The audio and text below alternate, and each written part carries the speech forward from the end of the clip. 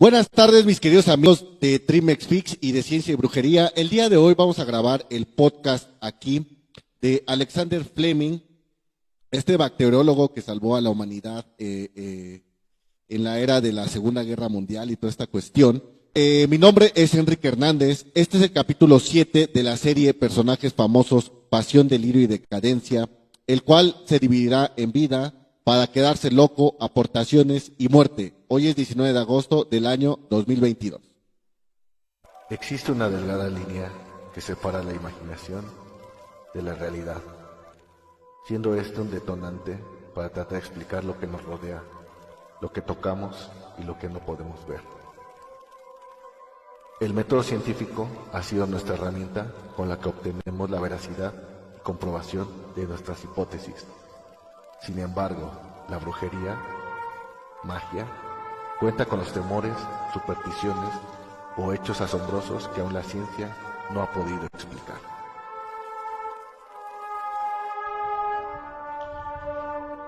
Adelantados a su época, perseguidos, lo jamás contado, lo inesperado. Esto y otros temas contaremos en este podcast de Ciencia y Brujería.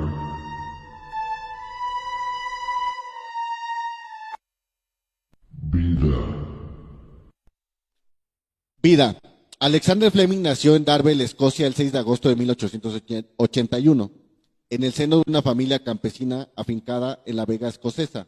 Fue el tercero de los 4 hijos habidos en segundas nupcias por Hugh Fleming, el cual falleció cuando Alexander tenía 7 años, dejando a su viuda al cuidado de la hacienda familiar con la ayuda mayor de los hijastros. Fleming recibió hasta 1894 una educación bastante rudimentaria, obteniendo con dificultad, de la que sin embargo parece haber extraído el gusto por la observación detallada y el talento sencillo que luego habría de caracterizarle. Cumplidos los 13 años, se trasladó a vivir a Londres con un hermanastro que ejercía ahí como médico. Completó su educación con 2 cursos realizados en el Polytechnic Institute de Regent Street, empleándose luego en las oficinas de una compañía naviera. En 1900 se alistó en el London Scottish Regiment con la intención de participar en la guerra de los Boers, pero esta terminó antes de que su unidad llegara a embarcarse. Sin embargo, su gusto por la vida militar la llevó a permanecer agregada a su regimiento, interviniendo en la Primera Guerra Mundial como oficial de la Royal Army Medical Corps en Francia. A los 20 años, la herencia de su pequeño legado le llevó a estudiar medicina. Obtuvo una beca para el St. Mary's Hospital, con la que en 1901 inició una relación que había de durar toda su vida. En 1906 entró a formar parte del equipo bacteriólogo de Sir Amrod Wright, con quien estuvo asociado durante 40 años. En 1908 se licenció obteniendo la medalla de oro de la Universidad de Londres. Nombrado profesor de bacteriología en el año de 1928, pasó a ser catedrático, retirándose como emérito en 1948, aunque ocupó hasta 1954 la dirección de Wright Fleming Institute of Microbiology, fundado en su honor y en el de su antiguo maestro y colega.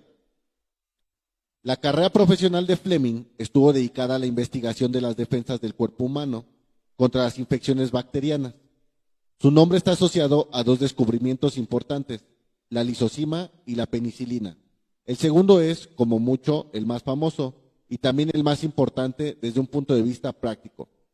Ambos están, con todo, relacionados entre sí, ya que el primero de ellos tuvo la virtud de centrar su atención en las sustancias antibacterianas que pudieran tener alguna aplicación terapéutica. Vamos a agregar un poco de lo que leímos y escuchamos y vimos en un documental. Y vimos que, su familia, la región donde él nació era de campesinos, no había más, ibas a ser campesino y su papá, pues él esperaba que Fleming también tomara pues el oficio de ser campesino. Sin embargo, por ahí hay una leyenda que es la que vamos a leer en Quédate Loco, de que su padre salvó al papá, de que su padre de Fleming salvó a Winston Churchill cuando era niño. Fue una leyenda que sonó bastante y que de verdad, o sea, sí sonaba bastante bonita, ¿no? Pero es un mito, ya se desmintió. Pero pues de todas maneras lo vamos a leer. Entonces, Quédate loco. quédate loco. Como cada día Fleming, un agricultor pobre de Inglaterra, estaba trabajando la tierra para poder mantener a su familia, cuando escuchó a alguien pidiendo ayuda desde un pantano cercano. Inmediatamente soltó sus herramientas y corrió hacia aquel lugar. Allí enterrado hasta la cintura, en lodo negro, estaba un niño aterrorizado, gritando y luchando, tratando de librarse del lodo. Fleming salvó al niño de lo que pudo ser una muerte lenta y terrible. Al día siguiente, un carruaje muy pomposo llegó hasta las propiedades del agricultor. Un noble inglés elegantemente vestido se bajó del vehículo y se presentó como el padre del niño que Fleming había salvado. Quiero recompensarlo, dijo el noble británico. Usted salvó la vida de mi hijo. No puedo aceptar una recompensa por lo que hice, respondió Fleming, rechazando la oferta. En ese momento, el hijo del agricultor salió de la puerta de la casa. ¿Ese es su hijo?, preguntó el noble. Sí, repuso el agricultor, lleno de orgullo. Le voy a proponer un trato.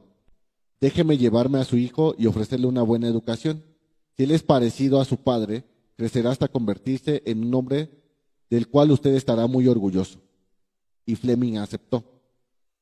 Con el paso del tiempo, el hijo de Fleming, el agricultor, se graduó en la Escuela de Medicina de St. Mary's Hospital en Londres y se convirtió en personaje conocido en todo el mundo, el notorio Sir Alexander Fleming, el descubridor de la penicilina. Algunos años después, el hijo del noble inglés cayó enfermo de pulmonía. ¿Qué lo salvó? Pues la penicilina. El nombre del noble inglés era Randolph Churchill, que era el nombre de su hijo, del Sir Winston Churchill. Entonces vemos esta parte que les digo, fue una leyenda, un mito que sonó bastante en la época pues de la Segunda Guerra Mundial. Hay que recordar que en ese tiempo pues no había televisión, era el radio, las cartas, el periódico. Entonces se difundió de manera masiva y toda la gente pues decía, wow, ¿no? O sea, ya a Fleming ya se le veía como un héroe, pero sin embargo estas historias o esta historia en particular pues hacía más que el mito fuera más fuerte, ¿no? Más poderoso, ¿no? Pues se puede decir que una campaña de publicidad que obviamente resultó. Pero bueno, eso no quita los méritos que Fleming hizo, la verdad, es poco la fama que tuvo, de verdad, debería ser recordado al día de hoy. Pero bueno, vamos con el siguiente, quédate loco. A Fleming le gustaba el arte, le gustaba la pintura, la escultura y todo eso, o sea, era una persona, pues se puede decir, culta. Y Fleming fue miembro del Chelsea Arts Club, un club privado para artistas fundado en 1891, por sugerencia del pintor James McNeill Whistler. Se cuenta como anécdota que Fleming fue admitido en el club después de realizar pinturas con gérmenes, pinturas que consistían en pincelar el lienzo con bacterias pigmentadas, las cuales eran invisibles mientras pintaba, pero surgía con intensos colores una vez crecidas después de incubar el lienzo. Las especies bacterianas que utilizaban era Serratia marcensis rojo, Chromobacterium violaceum púrpura, Microcus luteus amarillo, Microcus varians blanco, Microcus roseus rosa y Bacillus sp naranja. Con estos antecedentes, la Sociedad Americana de Microbiología realizó un concurso anual, el Agar Art, en el cual se exponen verdaderas obras de arte. Lo interesante de esta experiencia es cómo con la creatividad del uso de, en este caso, el agar para el cultivo de bacterias y la selección de algunas de ellas, la microbiología se puede transformar en arte. Algunas de sus bacteriopinturas se encuentran aún al día de hoy en el Museo de Alexander Fleming Laboratory Museum de Londres. Entonces, pues aquí ya terminamos como la parte de Quédate Loco. Pues buenas tardes amigos, ¿cómo están? Los invito a que sigan nuestro podcast, qué tal les está pareciendo, conocían estos temas de Alexander Fleming. Espero que les guste. Todo este podcast lo hacemos para que ustedes aprendan un poco más o sepan algunas cosas de cosas que ya existen, ¿no? Que ya parecen normales, pero que tuvieron de verdad mucha creatividad y además mucho estudio, y fue una persona quien lo pudo realizar. Si te está gustando esta transmisión, por favor comparte, dale un like y síguenos, activa la campanita, todo lo que se tenga que activar. Por favor, danos unos corazoncitos en TikTok para que nosotros podamos seguir haciendo este tipo de contenido. Aportaciones. Los dos descubrimientos de Alexander Fleming ocurrieron en los años 20 y aunque fueron accidentales, demuestran la gran capacidad de observación e intuición de este médico escocés. Descubrió la lisocima después de que las mucosidades procedentes de un estornudo cayeran sobre una placa de Petri en la que crecería un cultivo bacteriano. Unos días más tarde, notó que las bacterias habían sido destruidas en el lugar donde se había depositado el fluido nasal. En 1521, Alexander Fleming descubrió las propiedades antimicrobianas de la enzima lisocima, tras observar la reducción del crecimiento bacteriano en una placa de Petri caída de una gota de moco de su nariz, ¿no? El célebre bacteriólogo escocés publicó sus hallazgos un año después, pero acabó descartándola como antibiótico de utilidad porque no cumplía sus criterios, a diferencia de la penicilina que descubriría años más tarde. Fleming demostró que la lisocima es fabricada de forma natural en el moco, la saliva, las lágrimas y otros líquidos corporales del hombre y de los animales. Hoy la lisocima obtenida de la clara de huevo de gallina es un ingrediente común en la industria de la alimentación y las bebidas, sobre todo en la enología y en la elaboración de quesos. Entonces, pues bueno, la curiosidad de Alexander Crowley. Alexander Crowley, ¿dónde estás? Me estás invocando del más allá. Bueno, Alexander Fleming, perdón. Hay que recordar que pues el nombre de Alexander es bastante fuerte, ¿no? De Alejandro Magno, entonces es un nombre bastante fuerte.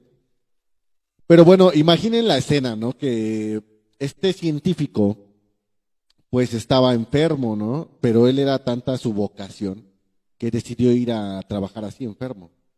Entonces él estornuda, pues obviamente tenía gripa, y estornuda delante de las placas de Petri, que era un laboratorio muy chiquito. No es tanto que fuera desordenado Fleming, sino el laboratorio era muy pequeño por las imágenes que yo vi. Entonces él estornuda y pasa el tiempo, ¿no? Yo creo que sigue trabajando, sigue haciendo otras cosas. Y cuando se regresa a revisar las placas de Petri, se da cuenta que pues las bacterias fueron como removidas, ¿no? Entonces ahí su curiosidad agarra y pues fue con saliva porque estornudó, y luego agarra así moco, ahora sí que se mete el dedo en la nariz y lo pone, ¿no? No sé si con el dedo, con un isótopo, no sé. El chiste es que agarró sus mocos y los puso también en las placas de Petri. Y tuvo el mismo efecto. Después, con las lágrimas, obviamente pues tienes gripa y tienes escurrimiento nasal y ojos llorosos. Entonces también con las lágrimas agarra y hace lo mismo y sucede lo mismo. Entonces cuando descubre toda esta cuestión. Y bueno, pues ahí fue su primer descubrimiento, ¿no? Entonces vamos con la segunda parte de aportaciones. La segunda parte en aportaciones es el descubrimiento de la penicilina.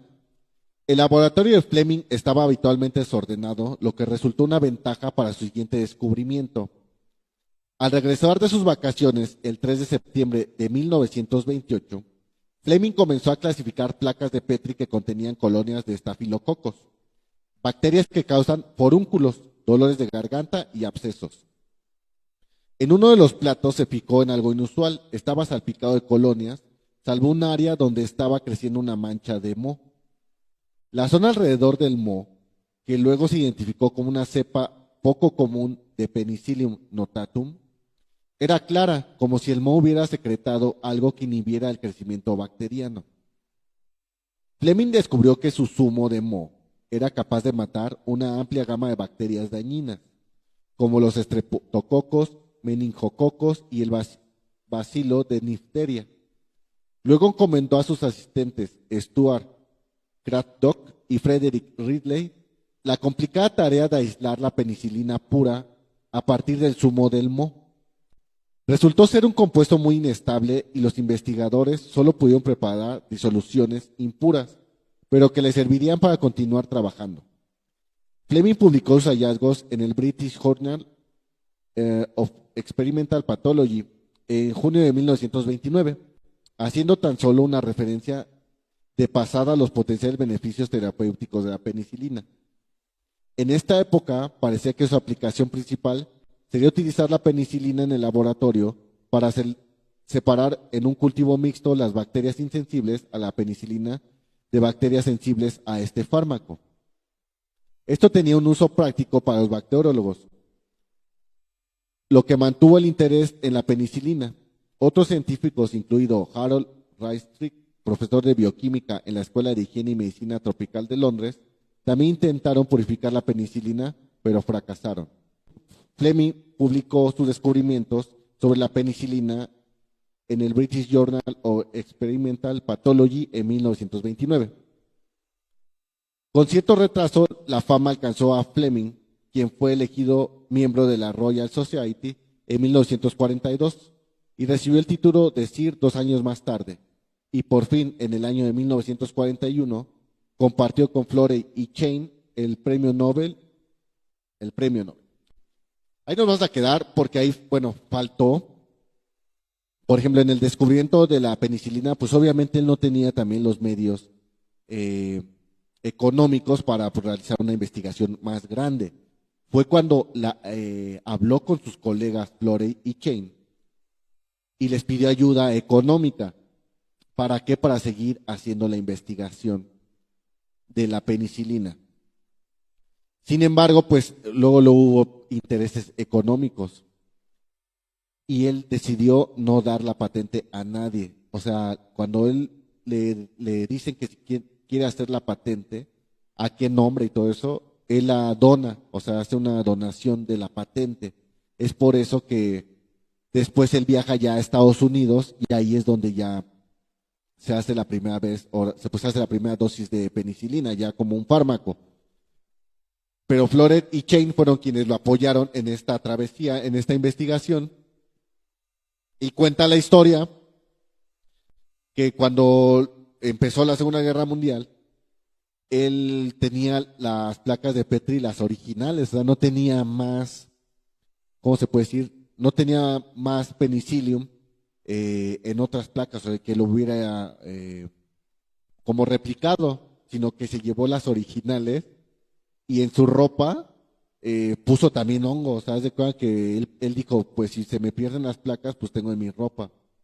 Total que cuando ya llega a Estados Unidos, las placas, pues obviamente las llevaba intactas y la ropa también, y llegaron bien, porque, o sea, si ustedes saben, pues también las bacterias y el moho y todo esto necesitan tener una cierta temperatura, tener una cierta atmósfera, más que nada humedad, ¿no? Sin ella no pueden vivir. Entonces, pues ese era lo arriesgado que él tomó esa decisión de viajar a Estados Unidos, se puede decir que llevaba el oro en las manos, y si se le perdía, pues no hubiera habido posibilidad de volver a tener esas muestras, ¿no? Las muestras originales. Pero bueno, este es el número 2 de aportaciones. Muerte. El 11 de marzo de 1955, a los 74 años de edad, muere en Londres el prestigioso médico británico Alexander Fleming. Este eminente científico aportó grandes conocimientos a la microbiología y a las ciencias médicas que constituyeron hitos importantes dentro de la historia de la medicina. Alexander Fleming murió en Londres en 1955 a causa de un ataque cardíaco.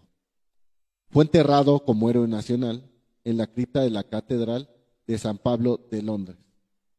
Su descubrimiento de la penicilina significó un cambio drástico para la medicina moderna, iniciando la llamada era de los antibióticos. Entonces, pues bueno, esta fue la vida de Alexander Fleming, un gran médico, una gran persona, que de verdad su descubrimiento pues pudo ayudar a la humanidad a vivir mucho, mucho tiempo. Si ustedes ven series, les gusta ver series, ahora que está muy de moda ver Netflix y todo eso, hay series antiguas donde platican o mencionan de forma, se puede ser,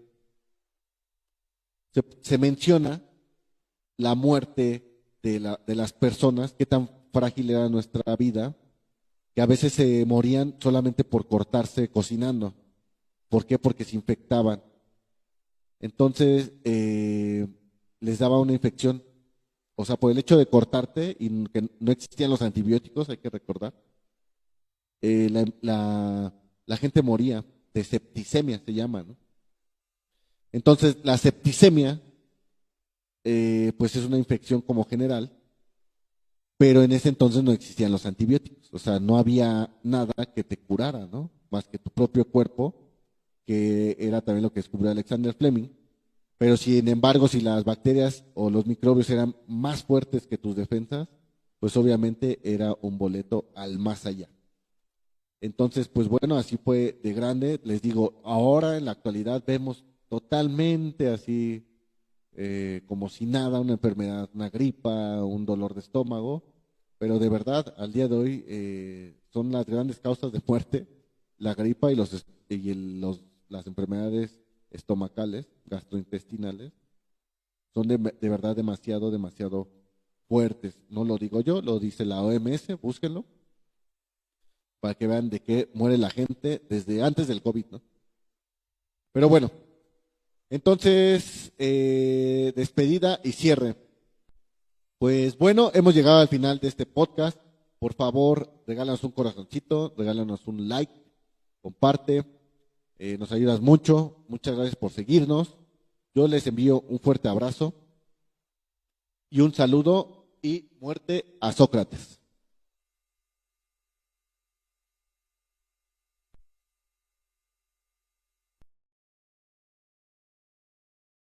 Entonces, estamos hablando de Alexander Fleming. ¿Qué tal les pareció este podcast? De verdad, la penicilina al día de hoy sigue siendo, desde ese entonces ya Alexander Fleming ya había detractores, ¿eh? No crean que el uso de la penicilina o los doctores o la comunidad científica estuvo siempre de acuerdo. De verdad, hubo muchos detractores y desde ese entonces ya decían que las bacterias iban a ser más fuertes. En ese entonces lo que se dijo fue, sí, efectivamente, sí, la bacteria se hace más fuerte, los virus se hacen más fuertes y toda esta cuestión. Pero han sobrevivido miles de personas. Entonces, o sea, sería contraproducente, supongamos, lo veríamos así, ¿no? O sea, supongamos, salvas a 100 personas, ¿no? Y esas 100 personas se reproducen y ya son 200, supongamos, ¿no? Y como el virus se hizo más fuerte, pues mueren 180 personas, ¿no? O 120 personas. Entonces ya sería contraproducente, ¿no? Porque usaste la penicilina y murió más gente de la que salvaste. Pero la realidad no es esa. La realidad es que antes de la penicilina moría el 50% punto de los casos de septicemia. Y después de la penicilina murieron 2 o 3, o sea, un 10%. Entonces, obviamente trajo mayores beneficios que lo que sus contrapartes decían.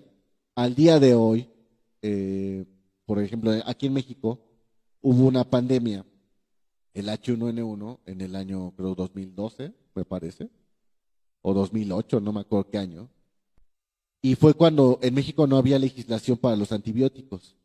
O sea, tú podías ir y comprar y así no pasaba nada, o sea, no se exigía tanto control. A partir de H1N1 fue cuando se hizo un decreto y todo eso para que se controlaran los antibióticos. Y ahora con la nueva epidemia de SARS-CoV-2, igual pasó lo mismo, o sea, ya se controlan más los medicamentos. Pero bueno, esa fue, les digo, desde ese entonces ya se controlaban los antibióticos. También, bueno, otra parte de la que de verdad me gustó bastante, fue en el tema de que Alexander Fleming decide dar la patente libre, o sea, que cualquier laboratorio y todo esto hiciera sus patentes, hiciera su medicamento. ¿Por qué? Porque si no iba a ser, pues de verdad iba a ser imposible llegar a todos los rincones del planeta, ¿no? Al día de hoy, pues todavía hay regiones donde los antibióticos, todo eso no llegan, ¿no? En el caso, por ejemplo, de África, o sea, en África hay mucha gente que muere de verdad de enfermedades del estómago o de la gripa, de la tos, o sea, de enfermedades que tú dirías, no es cierto, o sea, ¿cómo crees? De verdad que sí. A nosotros, porque vivimos en la ciudad, te cruzas, de verdad, ¿qué te gusta? Caminar 2, 3 calles y encontrar una farmacia y hay medicamentos OTC, o sea, que son libres, que los puedes comprar para una pequeña gripa, un dolor de estómago. Pero imagínate en esas zonas recónditas de África donde no hay pues nada, estas personas no tienen la capacidad de ir a comprar ese tipo de medicamentos que parecieran ser súper sencillos, pero la realidad es que no. Entonces, bueno, Fleming yo creo que fue una de esas grandes mentes que pensó más allá del beneficio económico y de la fama, eh, pensó más en la humanidad, ¿no? Porque donó esa patente de la penicilina para que pues obviamente pues hubiera más investigaciones, se hicieran más medicamentos. La penicilina pues costó mucho trabajo porque era orgánica. Ya después salió ya la penicilina como artificial, o sea, ya creada en laboratorio. Y pues bueno, muchas cosas, ¿no? La verdad es que no soy médico ni científico, pero pues bueno, Fleming hizo eso, ¿no? Por eso él fue, de verdad, fue alabado en su tiempo, fue a un héroe nacional. Y cuentan también, por ejemplo, en España, vamos a hablar también como de un tema que pues es como delicado, ¿no? De las corridas de toros. Entonces en ese tiempo, pues los toreros morían más que ahora, ¿no? O sea, antes los cornaban y ya valían porque les daba la septicemia. Se infectaban y ya no había poder en el mundo que hiciera que vivieran, ¿no? Entonces cuando pues obviamente llega la penicilina a España, pues ya los toreros pues tenían más posibilidades de sobrevivir a alguna cornada y ellos le hicieron una estatua a Alexander Fleming afuera del toreo, ¿no? No recuerdo de qué toreo, pero solo sé que es en España, porque les digo, lo escuché en este documental que estuvimos viendo. Y pues bueno, así fue en varias partes del mundo, recibió muchos honoris causa, o sea, todos querían que perteneciera a su universidad, ¿no? En el caso también que me suena así como, ¿cómo se puede decir? Como tipo de conspiración, es que también es miembro de la Royal Society, ¿no? Entonces, hemos visto que casi todos los científicos pertenecen a la Royal Society. Y pues bueno, ahí si ustedes conocen algo de conspiraciones o nos quieren ahí contar qué temas con la Royal Society, pues estaría padre también hablar de eso, ¿no? Porque ya van varios, bueno, yo creo que bueno, hasta Alexander Crowley estaba ahí. Eh, Muchísimos científicos eran de la Royal, ¿no? Pero bueno, pues sí, sí está ahí. Hay algo turbio ahí con la Royal. Entonces, pues nos estamos viendo, mis queridos amigos. Hasta luego.